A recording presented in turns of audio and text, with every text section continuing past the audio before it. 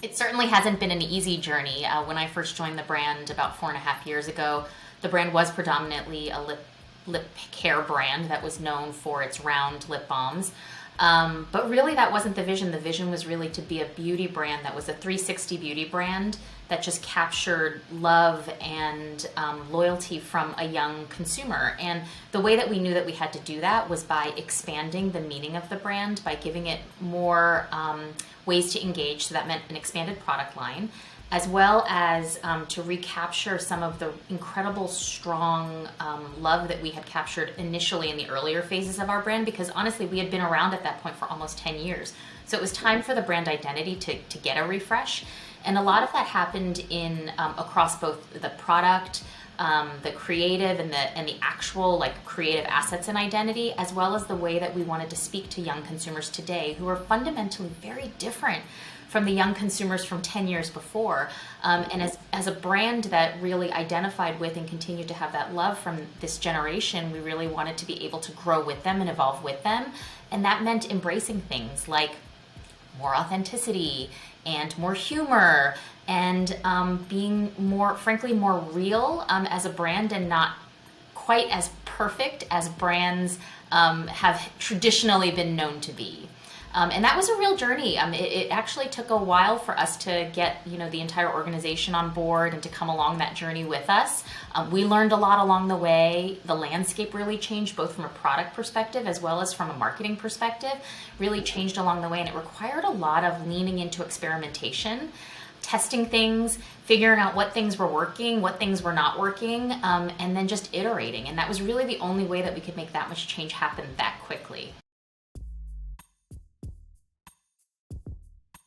I would say that our defining moment was when we entered TikTok, to be honest, because that was probably the fastest and most, frankly, successful experiment that we did, where we were embracing all of the things that I just mentioned. So authenticity, humor, coming across like real people and not just like a corporation, all of those things. But since that experiment has been so successful, we've realized actually that brand identity extends across other areas as well. And it's not just about having one identity on one particular platform. What we've realized is actually that our young audience appreciates that kind of an engagement with us and an identity, even in other places where maybe historically that hasn't been the case.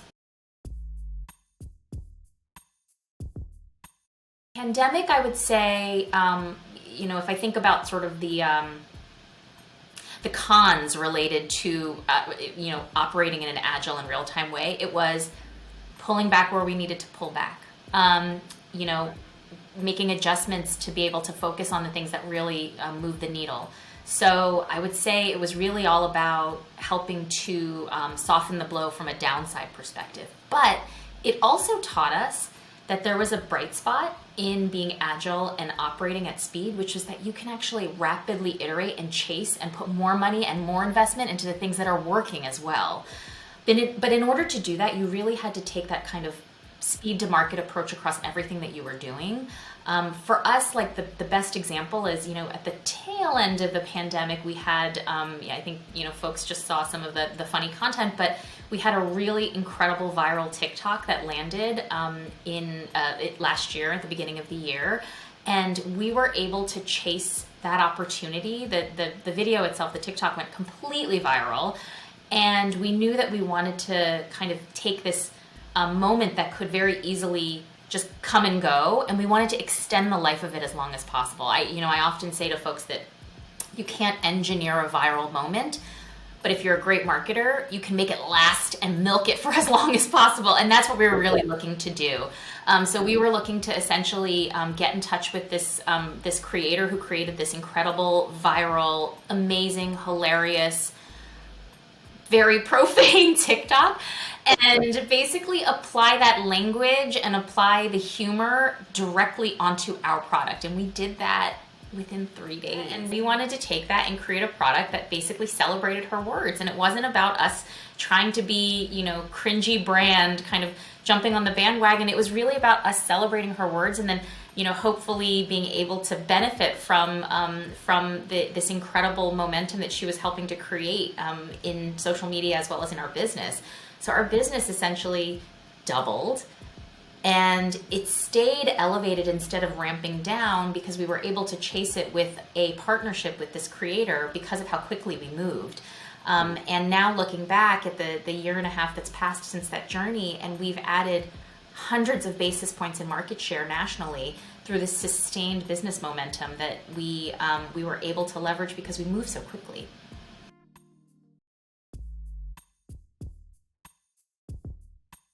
Absolutely do. Actually, it's really interesting, but we are active in social media because that's where our target audience is, a young, engaged target audience. And the interesting thing is that young people are actually also very much into being out and about in the world. And so from an audience perspective, it actually makes a lot of sense.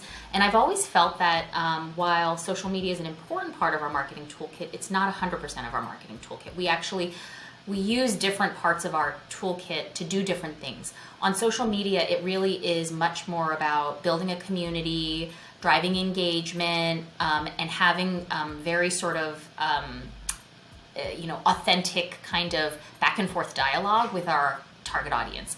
In other parts of our media strategy, it's really much more about telling perhaps a much more purposeful and intentional story to our key audience. So in other places where we are actually producing the content and the assets that we're trying to push out and put out in the world, it may be because we want to tell a very specific story. And sometimes with social, the story leads you, and in other platforms you lead the story. You kind of are architecting the story. Both things are really important, and it's really not about leaning into all one versus all other. It's kind of knowing how you leverage the unique equities of the platform through which you're telling that story to your target audience. So I absolutely believe that it really is an and not an or. So of course that's incredibly critical as a brand that is very active in social. It's something that I think about quite a lot in terms of where we are, where we're showing up, and how that influences perceptions of our brand and our brand equities. What I would say is that I think that while it's always a consideration and every brand needs to monitor it incredibly closely, I think that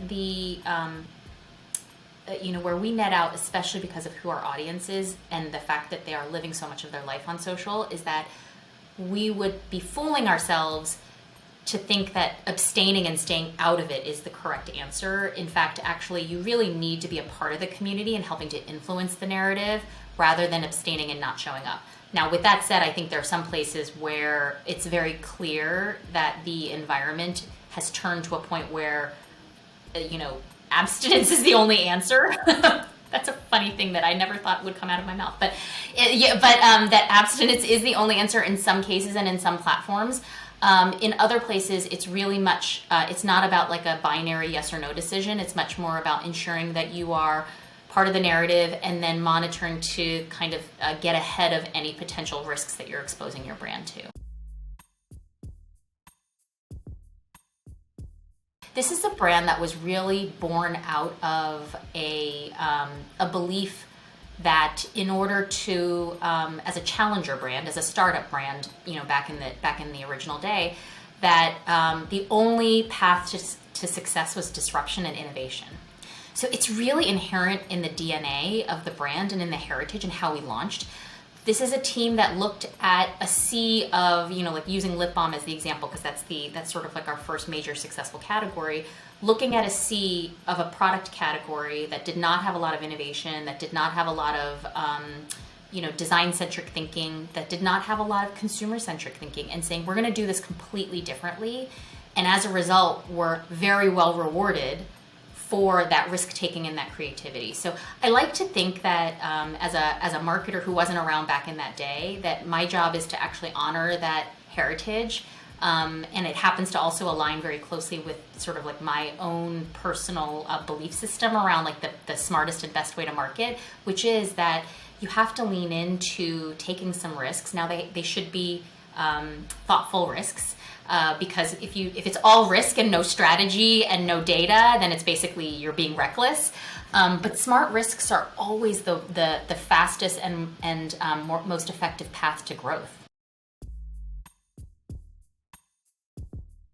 And I think that today, in today's landscape, it really is a lot less about one versus the other, and it's more about integrating the approach holistically. So I'm going to use the word that like everybody likes to use, which is omni-channel. But maybe that's the reality. Our consumer doesn't think about either or. Our consumer thinks about, how am I going to get this product, engage with this brand, discover things, and that can come in a lot of different ways and experiences. So for example, our consumer happens to be a younger consumer, and you would think that that would be the consumer that would disproportionately distort their time and spend and process to e-comm. But guess what? Actually, the number one place where they discover brands is at retail. So retail, and in particular brick and mortar retail for a brand like ours that's carried across tens of thousands of points of distribution, is an incredibly important part and a bedrock of our business and how we grow our business. But we also know that a lot of discovery journeys and research also starts online. And so we need to make sure that we are thinking holistically about how our consumer goes through the entire journey and goes down that funnel. And wherever they convert, I'm agnostic to that. I honestly, I don't care if it's in a store, I don't care if it's on our site, I don't care if it's on one of our partner sites. What I want is to be able to support the consumer journey along the entire way. And increasingly, because the tools have become much more sophisticated for it to become a true omni-channel experience, it makes it a lot easier for us to think not about the or, but sort of like the and thinking about that integrated holistic journey.